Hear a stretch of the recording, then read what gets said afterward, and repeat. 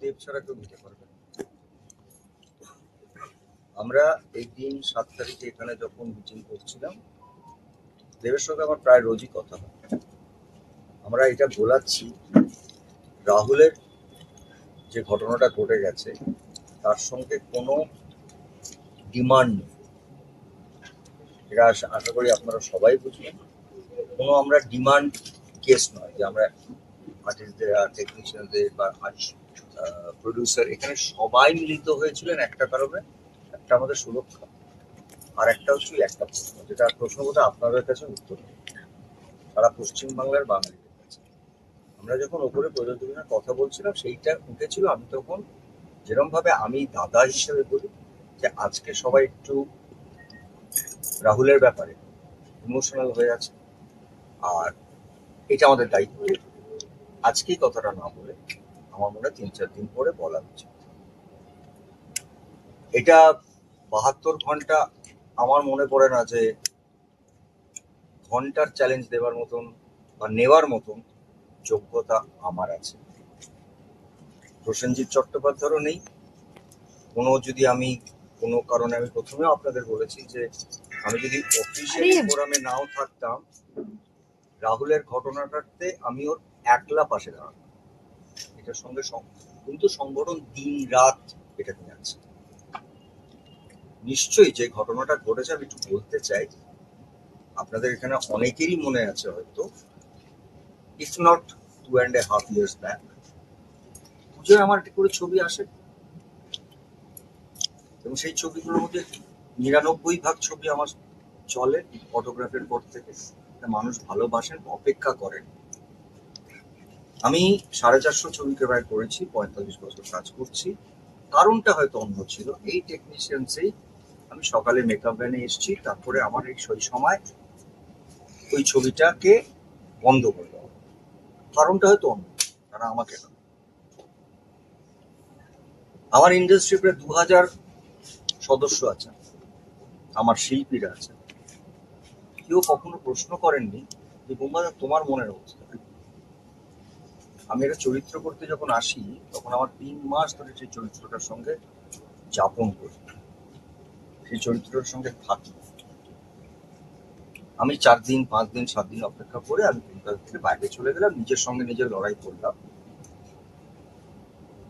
আমাদের কিন্তু আজকে রাহুল এটা চোখ খুলে দেখিয়ে দিয়ে গেছে, আমাদের পরবর্তী প্রজন্ম যারা কাজ করছেন বা কাজ করবে তাদের ইমোশনাল ইম্প্যাক্টটা কি। আমরা একটা আউটডোর থেকে ব্যাক আপ হলে কাঁদি, সেই কান্নাটা হয় যে আমাদের এই আত্মিক চোখটা। আমি কথা বলেছি, আমি আবার বলছি, দেব যে পদক্ষেপটা নিয়েছেন বা নিতে চান, শুধুমাত্র অনির্বাণের কথা বলছি, আমাদের ছেলের বয়সী বলবো, কারণ কৌশিকের ছেলে ঋদ্ধি, হ্যাঁ অফকোর্স। তো আমরা না সময়টা বুঝে, কারণ আজকে অনির্বাণের বা ওই পরিচালক বা ঋদ্ধিটা পরে, এটা কিন্তু অনেক দিন ধরেই চলছে এবং ব্যান নয়। ওরা এটা বারবার বলেছেন যে আমাদের লোকরা যদি কাজ করতে না চায়, যেটা 1.5 বছর 2 বছর ধরে চলছে, সব নট মিস্টেকেন। তার মধ্যে কোর্ট ঢুকেছে, কেস ঢুকেছে।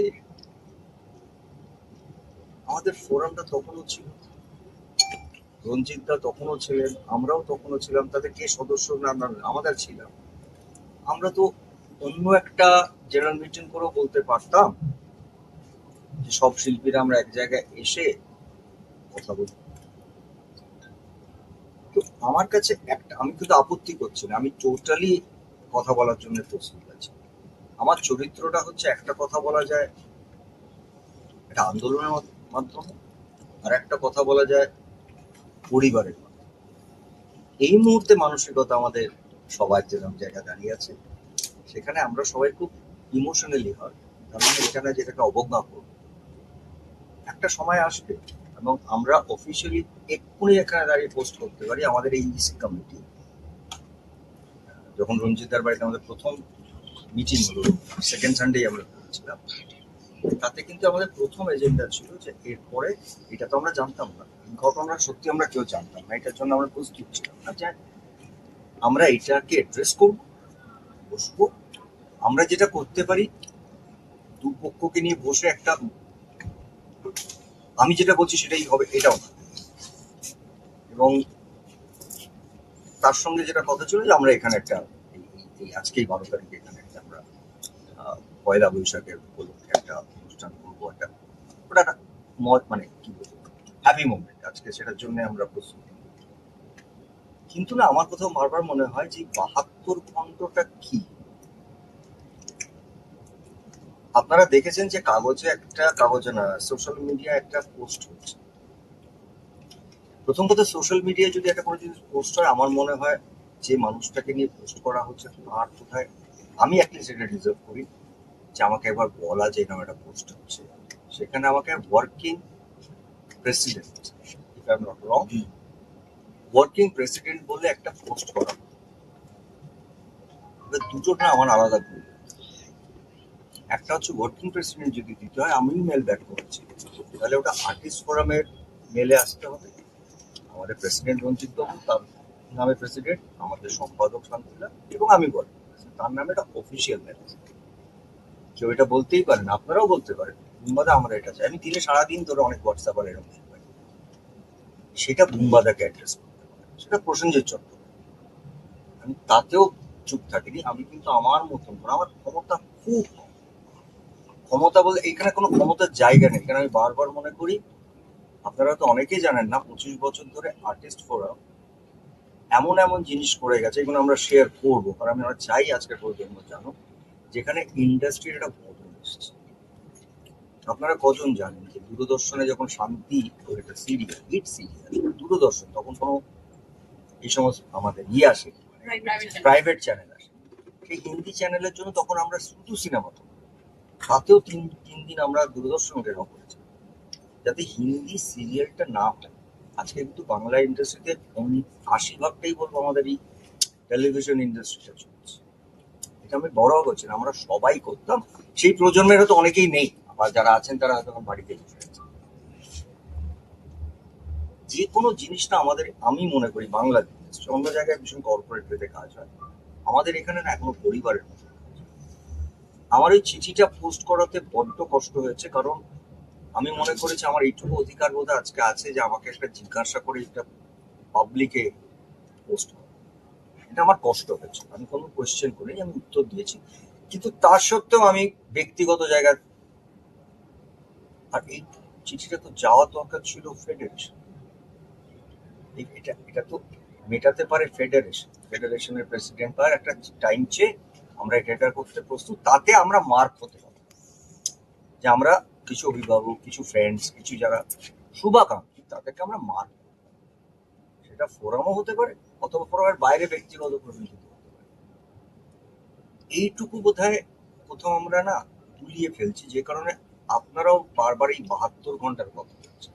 মানে আমার তো মনে পড়ে না যে কোনো পাবলিক ফোরামে কেউ 72 ঘন্টার চ্যালেঞ্জ না আমি নিয়েছি বা দিয়েছি। এটার উপরে সবাই সাক্ষী। আমি বলেছিলাম, আমি যেরকম সবাইকে বলে থাকি 2-3 মিনিট অপেক্ষা করুন, আগে একটু এটাকে করি, তারপরে ওটাকে আমরা একটা বসবো। সেটা তো চ্যালেঞ্জ নয়। আমি আবার বলছি, যেটা হয়ে আছে, যেটা আমাদের, কারণ আপনারা অনেকেই জানেন যে তার মধ্যে সুদেশ রায় আমার খুব ব্যক্তিগত বন্ধু, মানে আজ থেকে 29 বছরের। পুরো ঘটনাটাও যখন ঘটেছিল সেটা আমার বাড়িতেই হয়েছিল, আপনারাও জানেন, মানে ডিরেক্টর, ব্যান্ড, সব কিছু কারণে আমরা করিনি, কোর্টে গেছে। এটা না যেটা করবো না, আমরা করবো। এই সময়টা একটা ব্রিদিং টাইম চেয়েছি, এই সময়টা একটু ব্রিথ করতে দিই। অ্যাটলিস্ট আমরা এইটা তো আজকে আমরা একটা আজকেও মিটিং করছি, কারণ এটা না অনেক মানুষ জড়িয়ে গেছে এবং তার সঙ্গে দর্শক জড়িয়ে গেছে। আমি আবার বলছি, দেবের কোনো স্টেপে আমি না বলছি না। দেব ব্যক্তিগত জায়গায় আমার সঙ্গে রোজ কথা বলে। আমরা চাই, আজকে আমরা এখানে বলেছি, আর্টিস্ট ফোরাম যা যা আছে আমি সংগঠনের নাম নেব না, তবে ইলেকশনের পরে আমরা দেখবো যে 1.5 মাসের মধ্যে আমরা সবাই মিলে দেখবো, সবাই কথাটাই, কারণ সবাই যাতে কাউকে কেউ কাজে বসাতে না পারে। এটা রঞ্জিত বাবু আজকে বলে গেছে যে আমাদের ক্ষমতা হচ্ছে কাউকে সাময়িক সাসপেন্ড করে, যদি কোড অফ কন্ডাক্ট ভাঙে, এটা আমাদের মেম্বারও হতে পারে, তাকে ডাকা, বোঝানো এবং তাকে এটা 15 দিনের এটা নিয়ম আছে আমাদের। কিন্তু কাজ করবো না, তাকে বসিয়ে দেব, এই জিনিসটা আমরা আগামী ইলেকশনের পর 1.5 মাস 2 মাস সময় লাগতে পারে, কিন্তু এটারও আমার ক্ষমতা নেই। সত্যি বলছি, যেটা বলে দেবো যে আজ থেকে এটা হবে মানে এটাই। আমি হচ্ছে এই পরিবারের একজন, আমার সবাইকে নিয়ে কথা বলে কথা। আর কোনো প্রশ্ন আছে? মমতাই ব্যানের